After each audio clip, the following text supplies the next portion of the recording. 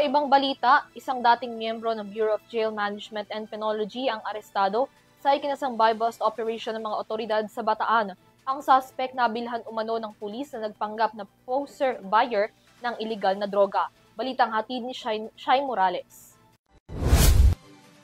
Arestado ang isang dating miyembro ng Bureau of Jail Management and Penology o BJMP sa isinagawang buy-bust operation ng pulisya sa Barangay Daang Bago, Dinalupihan, Bataan, pasado alas 5 ng hapon nitong Huwebes. Kinilala ang isang 31 anyos sa sospek na si alias DC. Ayon sa Dinalupihan Municipal Police Station o MPS, naaktuhan itong nagbebenta ng isang maliit na sachet ng hinihinalang shabu sa isang pusher buyer ng Philippine National Police o PNP, kapalit ng isang 1,000 pesos na marked money.